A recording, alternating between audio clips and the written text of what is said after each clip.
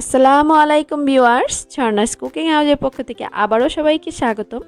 আজ আমি ঝটপট আর সামান্য কিছু উপকরণ নিয়ে এমন একটি রেসিপি আপনাদের সাথে শেয়ার করছি। তার আগে বলছি, আমার চ্যানেলটি যদি এখনও সাবস্ক্রাইব করে না থাকুন, এক্ষুনি করে ফেলুন আমার পরবর্তী রেসিপি দেখার জন্য।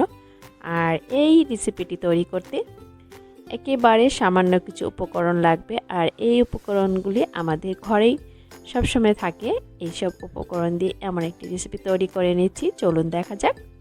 প্রথমে নিয়ে নিলাম বড় সাইজের 4 পিস ব্রেড। দেখুন, ব্রেডগুলো একটু বড় সাইজের নিয়েছি, আর চারো সাইডটা আমি একটু নাইফ বা ছুরি দিয়ে কেটে নিচ্ছি। যেহেতু চারো সাইডটা একটু হার্ড, তাই ফেলে দিচ্ছি কেটে। দেখুন, একদম সুন্দর করে কেটে নিচ্ছি। আর এখন যে কাজটি করব, আমি একদম ত্রিভুজ বা অ্যাঙ্গেল আকারে এগুলি একটু কেটে নেব সৌন্দর্যের জন্য। আপনারা চাইলে লম্বা লম্বি করেও কেটে নিতে পারেন। আর এগুলোকে আমি ভেজে নেব। আপনারা চাইলে তাওয়ার মধ্যে সামান্য তেল দিয়েও ভেজে নিতে পারেন। আমি নেব ডুবো তেলে ভেজে। দেখুন, আর ডুবো তেলটা আমি একেবারে গরম করে নেব। চলুন, আর তেলটা আমি আগে থেকে বসিয়ে নিয়েছি একটু গরম হওয়ার জন্য। যেহেতু আমি ডুবো তেলে ভেজে নেব, সেহেতু তেলটা আমার অতিরিক্ত একটু গরম করে নিতে হবে। নইলে সামান্য তেল গরম অবস্থায় ব্রেডগুলো দিয়ে দিলে সবটুকু তেল ব্রেডে শুষে নেবে। তাই একদম তেলটা গরম করে ব্রেডটা ভেজে নিতে হবে, ঝটপট তুলেও নিতে হবে। দেখুন, আমার ব্রেডগুলো ভাজা হয়ে গেছে।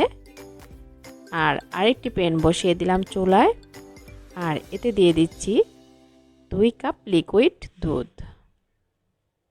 দেখুন, এটা আমি গোড়া দুধ গুলিয়ে নিয়েছি। আপনারা চাইলে গরুর দুধ বা যে কোনো বাজারে কেনা দুধ নিতে পারেন। আর এই গোড়া দুধটা নিলে খুব সুন্দর একটা ফ্লেভার আসে, তাই আমি গোড়া দুধটা দিয়েই এই রেসিপিটা তৈরি করেছি। আর দিয়ে দিলাম 1/3 কাপ চিনি। আর এখানে চিনিটা আর একটু কমিয়ে দিতে পারেন, যেহেতু আমি কনডেন্স মিল্ক অ্যাড করছি। দেখুন, এখানে 1/3 কাপ কনডেন্স মিল্ক দিয়ে দিলাম। অনেকেই বেশি মিষ্টি পছন্দ করে না, আপনারা যারা অল্প পরিমাণে মিষ্টি ব্যবহার করেন বা খান, তারা চিনিটা স্কিপ করে নিতে পারেন, শুধু কনডেন্স মিল্কটা রেখে দিতে পারেন। দেখুন, আমি একটু দুধটাকে ঘন করে নেব, একেবারে বেশি ঘন না, মিডিয়াম মতো রাখবো।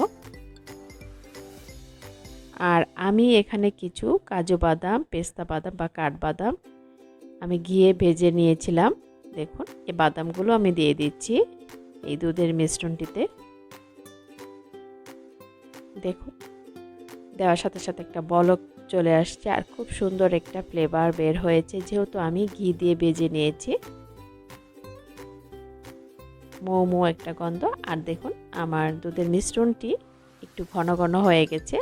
আর আমি আগেই বলেছি ততটা ঘন করব না, সামান্য ঘন হলে আমি উঠিয়ে নেব।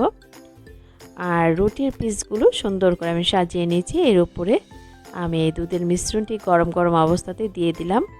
আর রুটিগুলো বা ব্রেডগুলো কিভাবে দুধের মিশ্রণটি শুষে নিয়েছে দেখুন, আর দেখতে কতটা ইয়ামি লেগেছে। খেতে তো অবশ্যই দারুণ লাগবে। আমার ঝটপট রেডি হয়ে গেল ব্রেড ক্ষীর টোস্ট রেসিপি। ভিউয়ার্স, যদি ভালো লাগে অবশ্যই ট্রাই করবেন। লাইক, শেয়ার, কমেন্টস করে আমার চ্যানেলের পাশে থাকবেন। আল্লাহ হাফেজ।